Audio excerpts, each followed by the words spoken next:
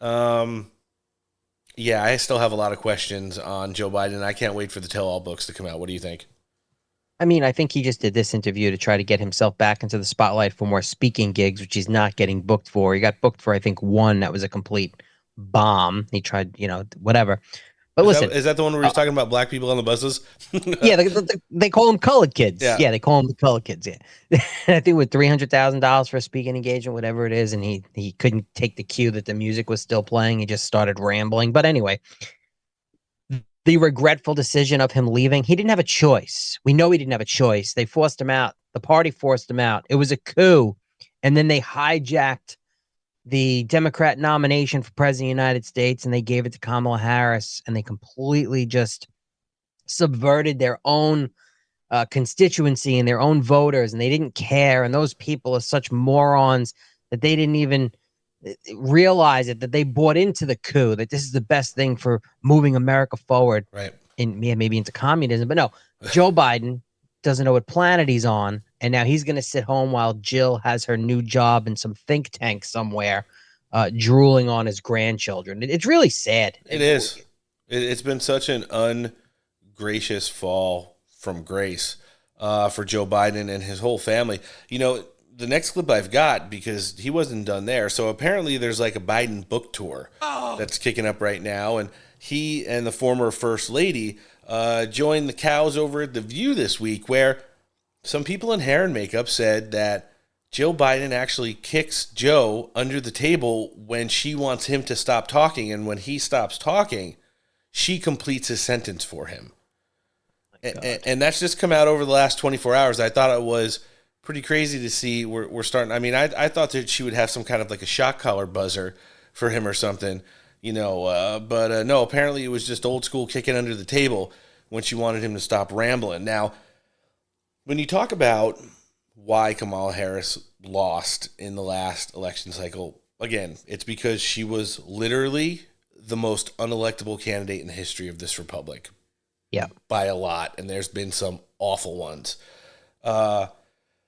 Just some of the speaking events that Kamala Harris has given since her time as the former second lady now confirms that, where last week she was talking about how voids are big and are there to be filled. It's you can't with these people.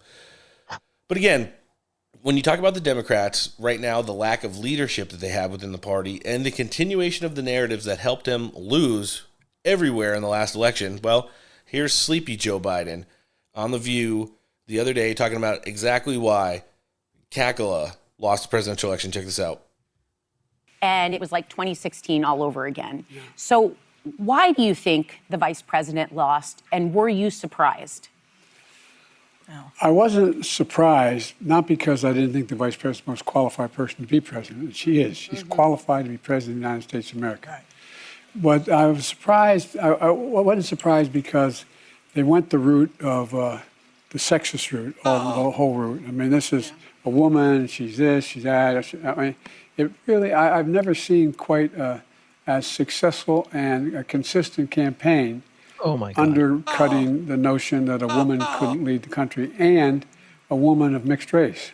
Had to throw the black in there.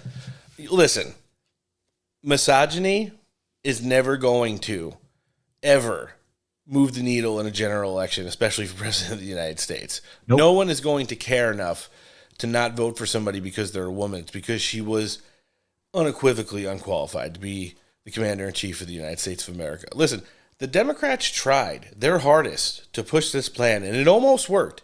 If Joe Biden literally didn't die, like in his first year in office, in between falling off bikes, upstairs, down ramps, and shitting himself at the Vatican, they probably would have been able to sneak the last election as well. But when you saw how bad he got, and that he was so willing to circumvent the entire electoral process and force her on the American people. Now, again, that's 3 cycles in a row. Hillary Clinton, Joe Biden, and Kamala Harris, without essentially a primary, were vaulted in the position of the savior of the Democrats and the one who's going to take the progressive movement forward. All have failed. It's not about preserving glass ceilings necessarily, even though Donald Trump is 2-0 and will probably hold that all-time record for many, many years to come. You got to remember, Joe Biden was in the middle there. And even though he was able to make it to the White House, his ridiculous failures were just confirmation that they are a mess right now. And I don't know if they're at any point moving forward from, I mean, Big Mike already said she's not running. You also had Westmore in Maryland, who they figured was like going to be like a next Obama type figure, who said last week, Yes, want nothing to do with it. You're narrowing down those choices right now to like AOC.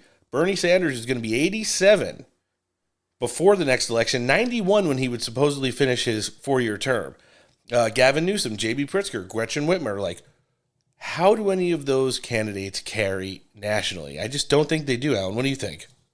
no, I don't think they do. In the progressives' eyes, it's to them, it's who can carry on the progressive agenda the best, and it sure isn't Bernie Sanders, and I don't believe it's Stretch and Gretchen or JB Pritzker, fat boy over there in Illinois. I don't know. Again, they have these whack jobs at the DNC, and their vetting of their candidates are going to be unbelievably fun for us in all levels. I don't know. They're all going to run in the primary. And it would be quite interesting to see. Is AOC going to be on the ticket somewhere? If they are stupid enough to run another woman, hey, go for it. More power to them. I just more power to them. And I hope it is a woman. And I'll be honest with you, I hope that they succumb and they talk her into it and level her up behind closed doors and they put AOC up. It would be quite interesting to see. I want AOC in a general election. Like, I really do think at the end of the day, although it would be a lot closer than it historically has been for, primary challengers against Chuck Schumer in the state of New York, I think AOC could close that gap, but she still wouldn't beat him in a head-to-head race because of the power, influence, and money that he has in the Empire State. It's just not going to be enough, even with probably some pressure, from some of the big guns behind the scenes in the Democrat Party. I don't think it'd be enough to get Chuck Schumer out of power. No, I don't believe it would. I think he has enough money behind him. Yeah. Chuck Schumer is going to leave when Chuck Schumer wants to leave. I don't see anyone beating him in a primary for his seat. I see him getting bullied out of his leader position, possibly by progressives in the Senate, but I don't see him being beat in a New York primary by anyone, even the most progressive, like AOC type. I don't see it happening. No, I don't either. And moving right along here, as we're talking about, checking in on the Democrats and what seems to be now their never-ending quest to regain relevance. In step crazy Bernie Sanders. On the heels of the Fight the Oligarchy tour, no longer talking about millionaires, only the billionaire ones, because he is a millionaire now, traveling with AOC on a private jet. Another millionaire now. Yeah, another millionaire now. Remember, she used to be the one who say, I can't even afford a flat in D.C. I'm going to have to Airbnb it until I start getting my congressional paychecks a couple terms ago when she was a fresh woman. But the thing is now, Bernie Sanders flying. Listen, this is Green New Bernie and Green New AOC flying around on private jets at the expense of the campaigns, respectively. $230,000 to fight oligarchy. Alan, what do you think about that?